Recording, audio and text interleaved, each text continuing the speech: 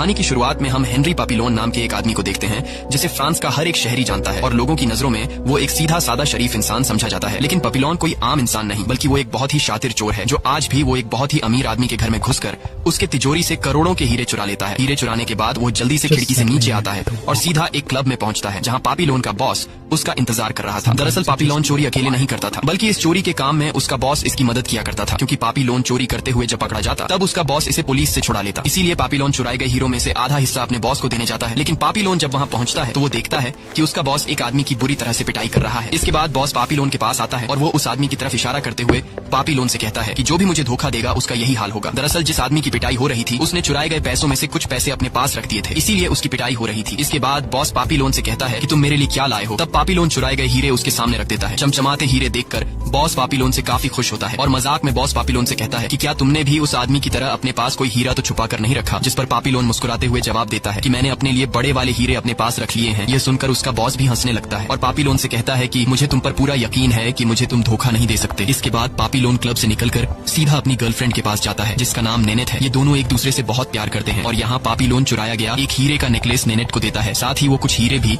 Nanette के हाथ में थमा देता है, जिससे हमें पता चलता है कि पापिलोन ने चुराए गए हीरों में से सारे हीरे अपने बॉस को नहीं दिए बल्कि उसने अपने पास कुछ हीरे छुपा कर रख दिए थे। अब यहाँ हम देखते हैं एक आदमी छुप कर इन पर नजर रख रहा था, जो कि असल में बॉस ने इस आदमी को पापिलोन का पीछा करने को कहा था। और यहाँ उस आदमी को पता चल जाता है कि पापिलोन ने बॉस को धोखा देकर अपने पास कुछ हीरे छुपा कर रख दिए थे। लेकिन पापिलोन को इस बात की कोई खबर नहीं थी कि कोई उसका पीछा कर रहा है।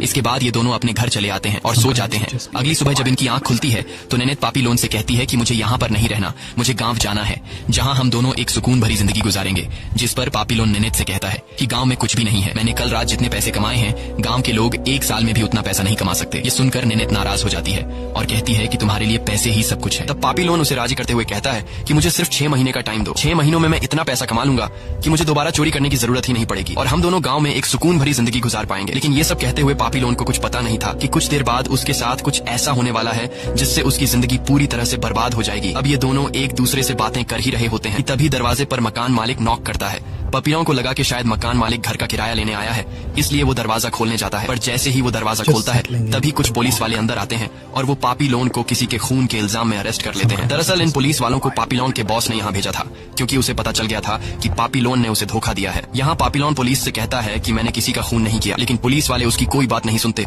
और सीधा उसे पुलिस स्टेशन ले जाते हैं। अगले दिन ननेट पापिलोन से मिलने पुलिस स्टेशन जाती है और वहाँ ननेट पापिलोन को बताती है कि तुम्हें एक आदमी के खून के इल्जाम में उम्र भर कैद हुई है। और यहाँ पापिलोन को पता चलता है कि उस रात उसका बॉस जिस आदमी की पिटाई कर रहा था उसे उन लोगों ने पीट पीट कर मार डाला और उसका इल्जाम पापिलोन पर लगा दिया। ननेट उससे कहती है कि परेशान मत हो, मैं कोर्ट में अपील करूंगी और तुम्हें जल्द ही छुड़ा लूंगी। लेकिन पापिलोन कहता है इसका कोई फायदा नहीं, क्योंकि मुझे फंसाया गया है। तुम चाहे जितनी बार भी मेरे लिए कोर्ट में केस लड़ो, पुलिस मुझे नहीं छोड़ेगी, क्योंकि मुझे जेल में रखने के लिए मेरे बॉस ने पुलिस को पैसे दे दिए हैं। इसलिए मुझे यहाँ से कोई भी कानून छुड़वा नहीं सकता और अब मुझे खुद ही जेल से भागना पड़ेगा। वो ननेट से कहता है कि जेल से भागने के बाद मैं सबसे पहले उस आदमी को मारूंगा जिसने यहाँ मुझे फंसाया है। उसके बगल में ही जूलियट नाम का एक दूसरा कैदी उसे कहता है कि अगर तुम्हें यहाँ से भागना है तो तुम भाग सकते हो, लेकिन यहाँ से भागने के लिए तुम्हें बहुत सारे पैसों की जरूरत होगी। इसके बाद उन सभी कैदियों को मेडिकल के लिए ले जाया जाता है और उन्हें जेल की यूनिफॉर्म पहनाकर एक साथ लाइन में खड़ा किया जाता है। वहाँ पर बहुत सारे कैदी थे, लेकिन जूलियट पापिलोन को एक खास आदमी की तरफ इशारा करते हुए कहता है कि इस आदमी का नाम लुइस है और वो एक करोड़पति है, क्योंकि वह यहाँ आने से पहले करोड़ों रुपए के जाली कागजात बनाया करता था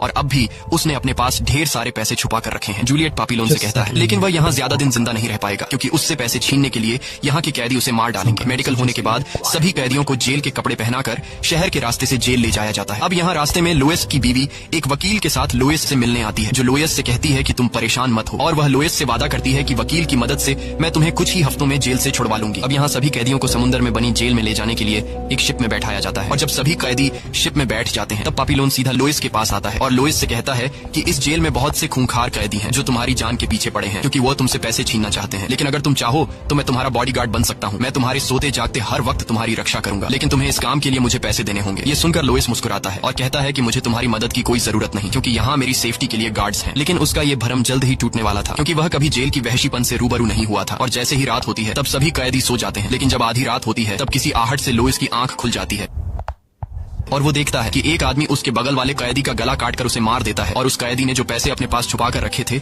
वह उससे छीन लेता है और उन पैसों में से कुछ पैसे वह लंबा चौड़ा आदमी वहीं पर फेंक देता है। कुछ देर बाद वहाँ एक गार्ड आता है और उस लंबे चौड़े आदमी ने जो पैसे फेंके थे वह गार्ड उन पैसों को उठा लेता है। यह सब देखकर लुईस बहुत ज्यादा डर जाता है और अब जाकर उसकी अक्ल ठिकाने आ जाती है। लुईस समझ जाता है कि यहाँ उसकी जान को खतरा है।